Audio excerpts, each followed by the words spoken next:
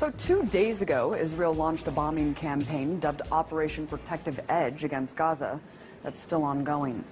But despite the horrors on the ground, the mainstream media seems to only be telling one side of the story. Take a look at this.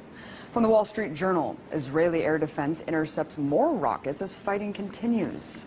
And the LA Times goes on to declare that Palestinian rockets reach farther into Israel. And lastly, the New York Times makes it seem like there's an equal playing field by stating Israel and Hamas simply exchange fire.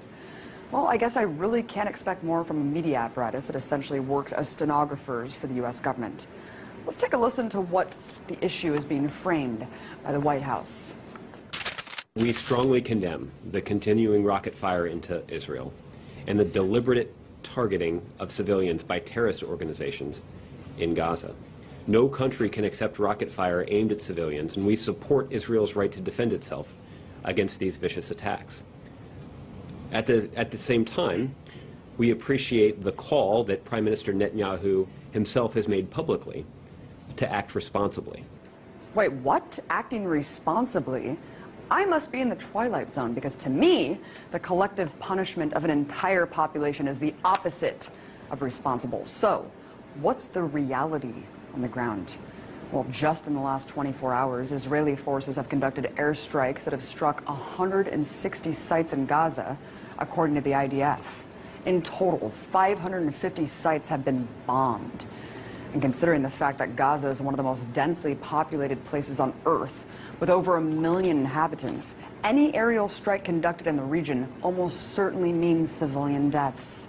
In fact, at the time of this broadcast, the strikes have killed at least 53 Palestinians, including 8 children and an 80-year-old woman. According to the Palestinian Minister of Public Works and Housing, at least 50 homes have been destroyed so far and 1,700 damaged. So when the IDF talks about hitting, quote, Hamas targets, remember that Hamas is the democratically elected leadership of Gaza, which could mean any government building or social services for Palestinians. So while the U.S. government can go on and on about Israel's right to defend itself, take heed of the increasing death toll in Gaza and the fact that no Israelis have yet died as a result of Hamas rockets. Look, I denounce deadly force on both sides.